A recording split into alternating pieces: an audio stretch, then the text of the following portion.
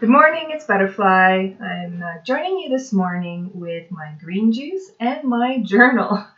I've spent the morning actually rearranging my reading room. It had gotten so cluttered that I wasn't able to kind of spend the time that I wanted to in here, and I was really getting out of sorts over as time went on. So I had to spend some time just kind of clearing out, vacuuming the floor, mopping the floor, rearranging furniture, and then I wanted to kind of do my videos in here as opposed to in the dining room. So the dining room, my table has become inaccessible to anyone else, and it was covered with and surrounded with all kinds of journaling materials that were growing by the day. So the dining room is the dining room, and this is the small space that I have given myself. I have an entire room. I do have a basement, which I tend to neglect, which also has some other stuff that I have. So I had to kind of get my rear in gear. It's Saturday. I have the time to reorganize things. And then I wanted to do a video, and the lighting became a problem because I can't set it up like I do in the dining room. There's just not as much space with negotiating the light from the window and all the rest of that stuff. So you know what? It's simple. I brought myself down to the beanbag level because that's what works instead of sitting at my desk, my table. Oh. Okay, a minute and a half in, and what are we talking about today? I'm talking about boundaries.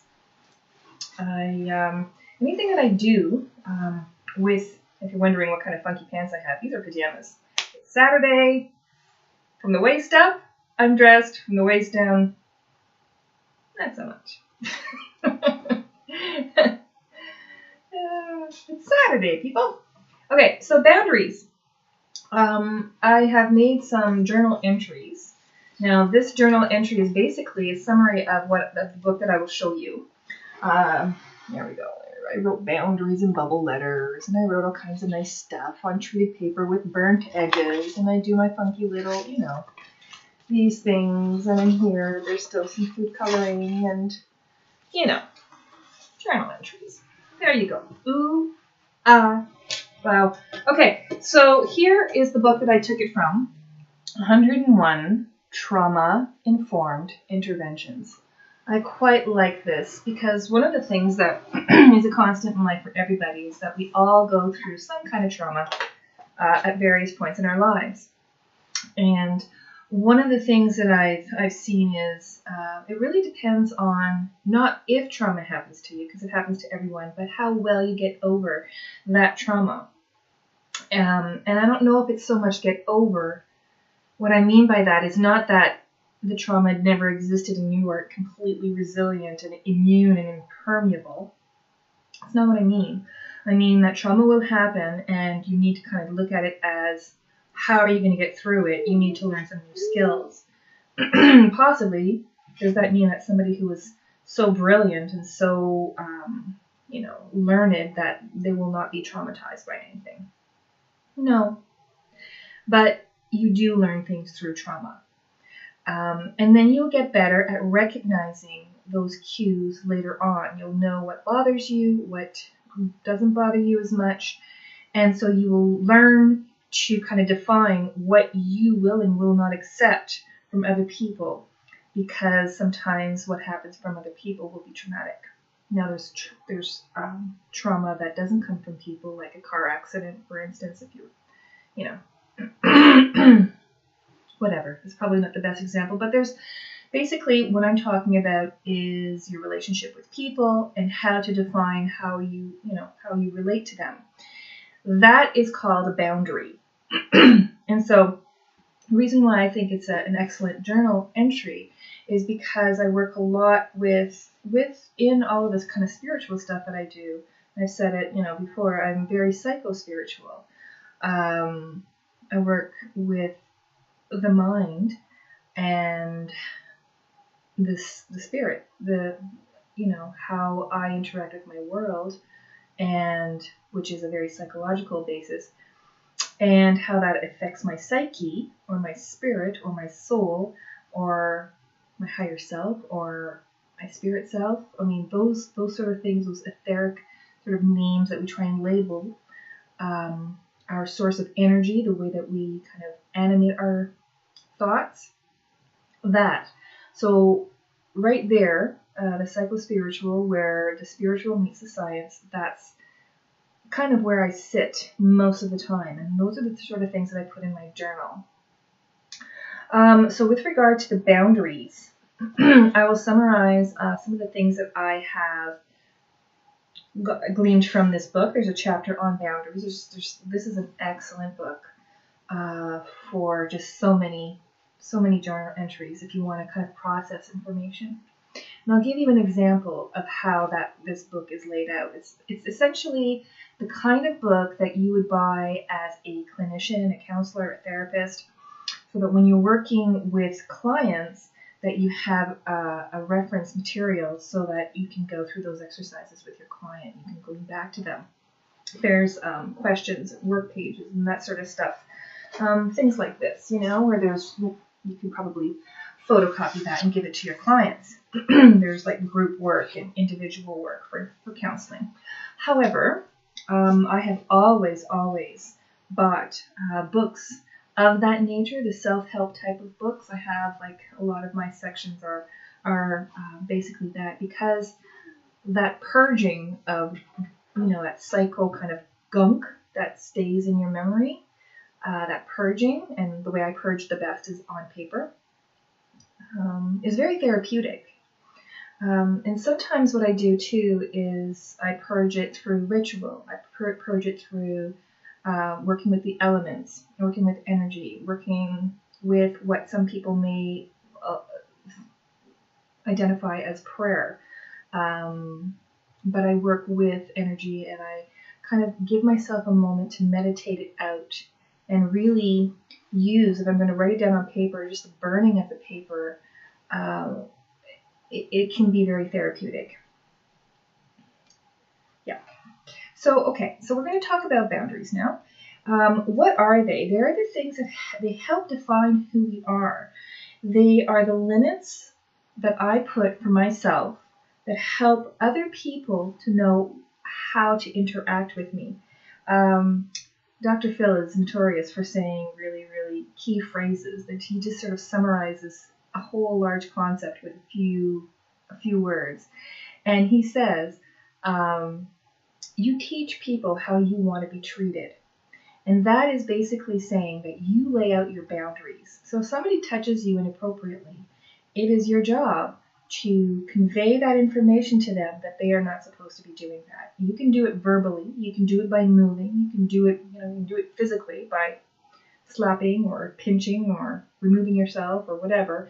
Some things are more socially appropriate and acceptable than others, but at the end of the day, you have conveyed that information to the other person. That the way that they dealt with you is not appreciated. Or appreciated. That's another thing too, is you can have a permissive kind of a information saying somebody can come in. So as we mature, we gain experiences, we readjust and redefine how it is that we interact with the world around us. Sometimes people get so traumatized that they become impermeable. They surround themselves with a protective sort of don't touch me kind of nonverbal information, and they protect themselves from everything, even good relationships. They won't engage in, because it becomes too scary, too risky, to risk rejection, or to risk getting into a relationship and having pain again. So that is basically saying that you have difficulty in defining your boundaries within a relationship and standing up and saying, okay, well, I know you're not happy with me saying that I'm not going to accept this from you. We can go on having a relationship. This is something that you need to respect. If you can't speak up for yourself that way, and you haven't learned, and you don't seek out to learn how to speak up for yourself that way in an assertive and a non-aggressive way, then one thing that you may choose to do is just completely avoid all relationships altogether, friendships, romantic relationships, family relationships, friends, whatever, And that's not entirely a healthy thing either. I would say if you're removing yourself from relationships, they would best be relationships that have proven to, with people that don't respect you. If people don't respect your boundaries, if people don't speak to you with kindness, if people don't, help to elevate your soul like you do with them, if they're always bringing you down with negativity, then those are the kind of people that you don't want to surround yourself with at all.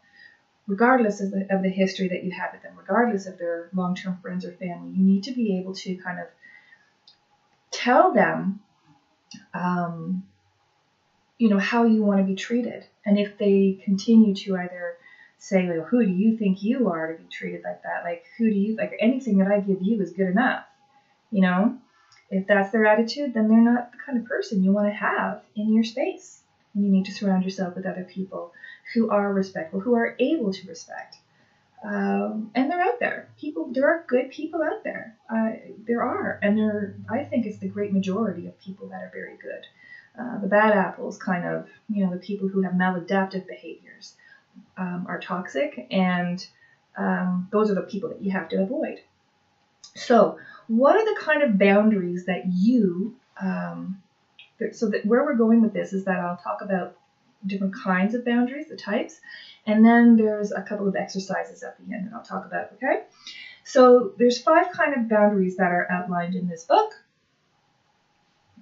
This one right here.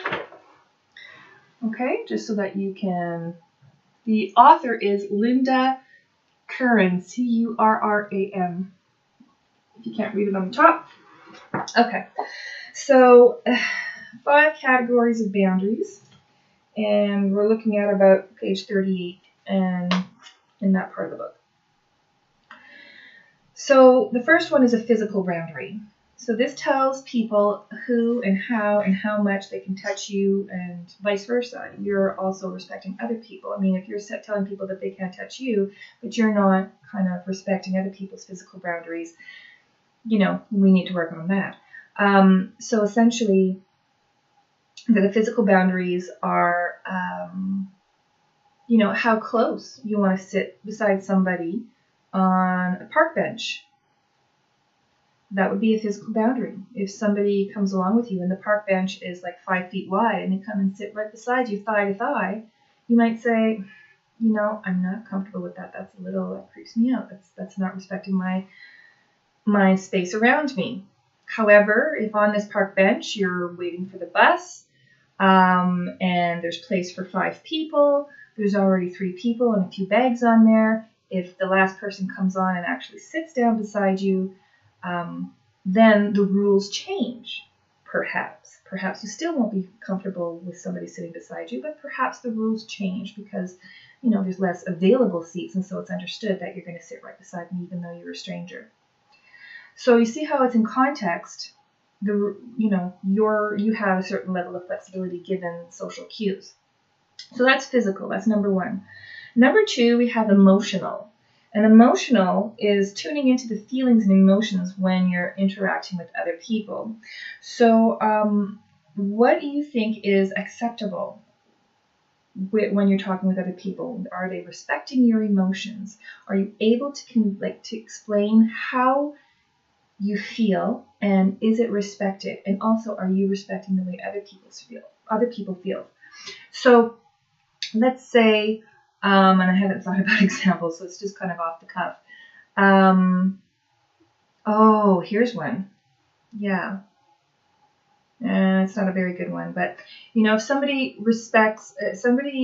expresses anger, how do you react to that anger?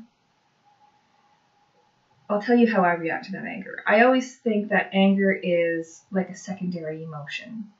There's always something underneath the anger. Why are they angry? It's because something else happened, right? So there's something before that happened.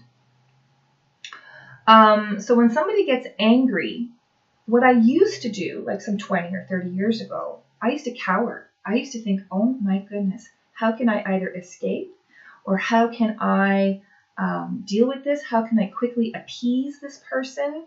And no, please don't be, don't take that, don't take it the wrong way. how can I appease this person? That was the way that I used to deal with things a long ago. Now, how I deal with when I see somebody becoming angry,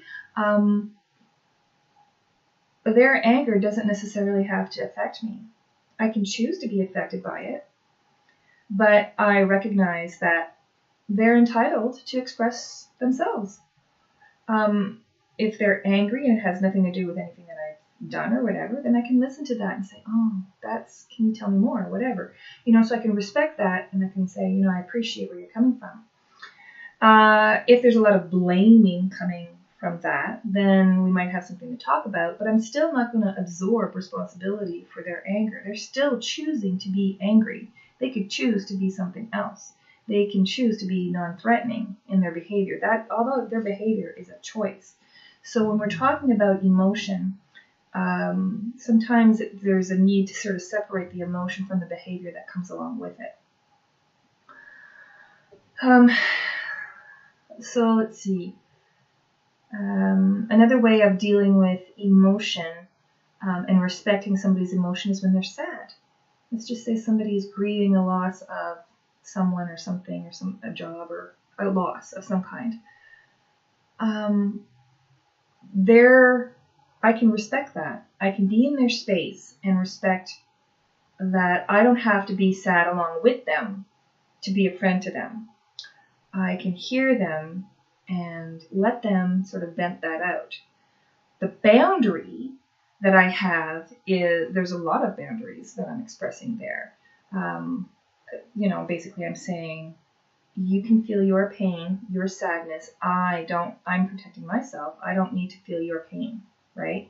So this is me. This is a boundary that I have. Another boundary that I might have is, what you're expressing right now is, I'm really uncomfortable with it. I need to get somebody else to come here and listen to you because I don't know how to deal with it. That could be a boundary in dealing with somebody else's emotions. Now, that's somebody else's emotions. For myself, if I have to kind of look at my emotions being respected, if somebody is constantly, like in our personal relationships, sometimes we get into situations where a very loved, close person does not respect how we feel, cannot acknowledge how we feel. And so if I say, I'm really tired, I'm so exhausted from having a full day, physically, emotionally. I'm just drained and I don't want to have sex tonight. I just can't bring myself to do it. I don't want it. So I'm feeling tired. I'm feeling drained. I need that to be respected. And of course, if that's imposed or, you guilt trip or whatever, then that's somebody who's not respecting how I feel, right? Of course, if it's long term, then you might want to look at some interventions and that sort of thing. But I'm just looking at, the main thing about having your feelings validated. Yes, I can appreciate where you're coming from. Okay. You know what? I am so happy.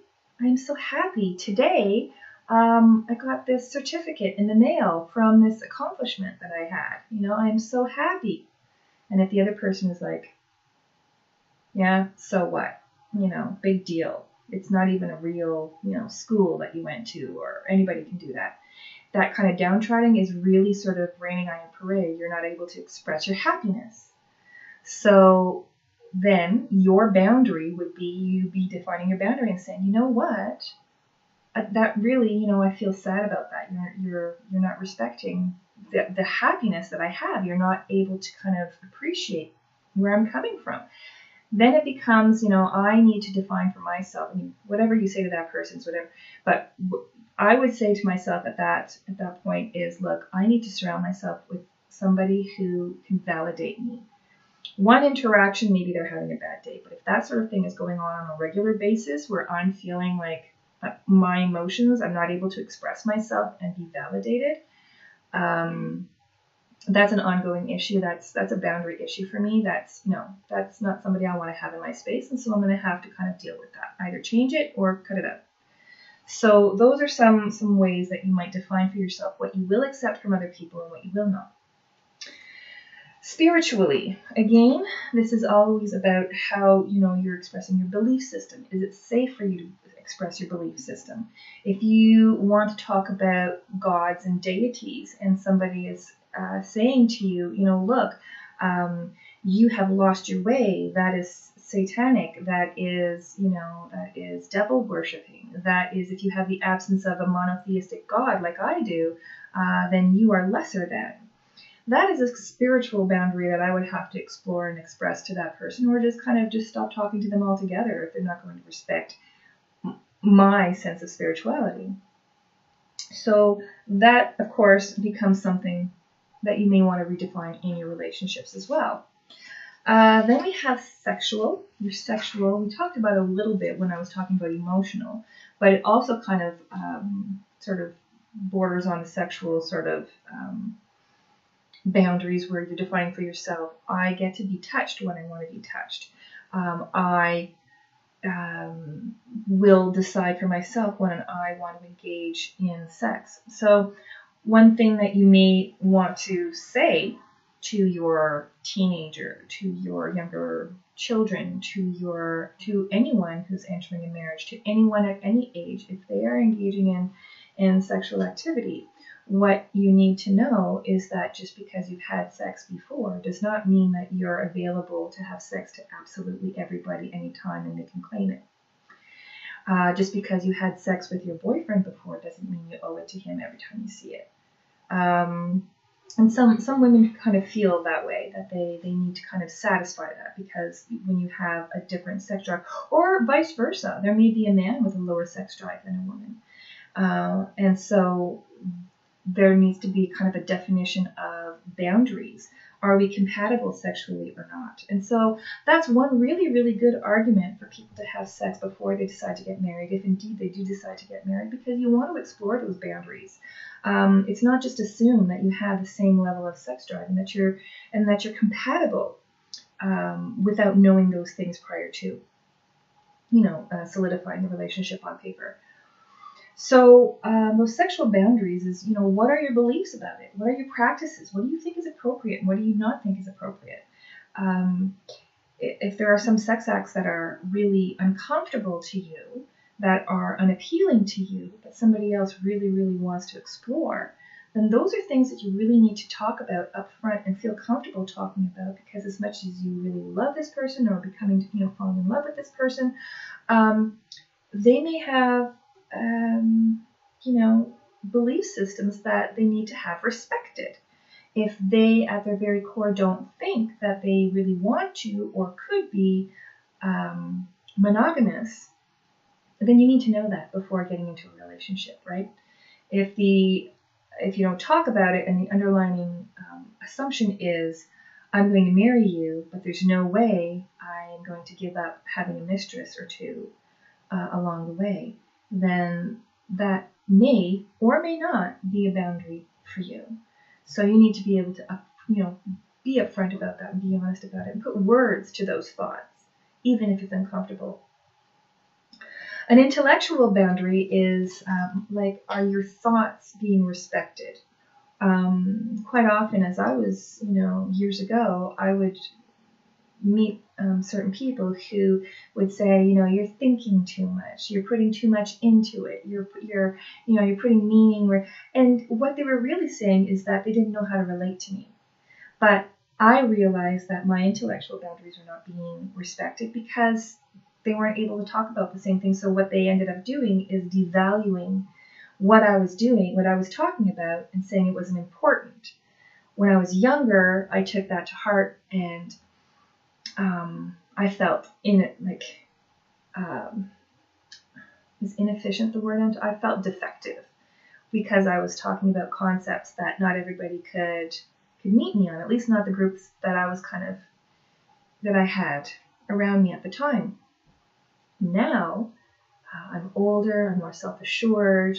I realize that not everybody is going to be able to talk to me in the way that I want or whatever, that not be able to relate to me, but I'm okay with that.